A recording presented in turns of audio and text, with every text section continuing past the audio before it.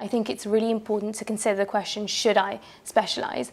I think this is a fundamental question. It's so important and often overlooked. So I think every single person considering their career going forwards should ask themselves that question. And for me, the easiest way to break it down is into three considerations. The first thing is clinical, the second is financial, and the third is personal. So if we talk about clinical first, you need to ask yourself, are you that sort of person who wants to home in on one particular thing day in, day out, concentrating on one particular specialty? Is there something you really enjoy, you're enthusiastic about? Do you have an aptitude for a specific specialty? So think about that.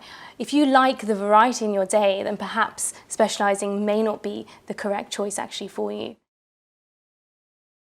On average, the last time I looked, specialty training courses, they range from 11 grand to 54 grand a year. So specialty training courses run over 3 to 4 years full-time. If you're doing it full-time, it'd be 3 years. If you're doing it part-time, it'd be 4 years. So then you have to times that number by 3 and 4. So you could be spending up to 162 grand on this course, which is a huge sum of money, which definitely needs to be considered.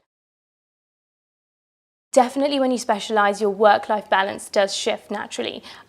Your previous free time will be taken up by self-directed learning, projects, deadlines. There'll be the increased stress as well. So you need to take that into account and make sure that you can sort of account for that as well.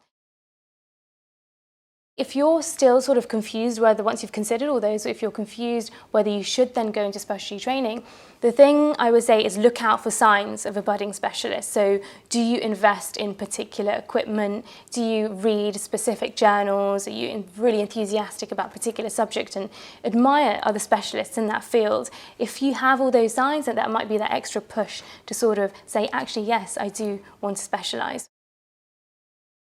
Specialising isn't the only option when you graduate, and it's very, very important to remember that. If you're confused in terms of career planning going forward, there's sort of three questions that I ask myself, and you can ask yourself too. Firstly, what's your interest? What drives you in dentistry? Is there one particular thing, or is it a variety of things which drive you? Think about what you enjoy and what you're good at. Secondly, what level do you want to take your postgraduate education? What level of training do you want to carry out? So, you know, it's not just specialty training. You can do day courses, you can do diplomas, certificates, MScs. There's so much out there.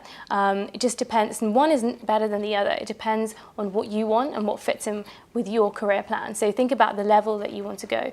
And thirdly, sort of where do you want to work? So which field, and do you want to work in hospital? Do you want to work in general practice, maybe a bit of both, or community? So that will be the third consideration.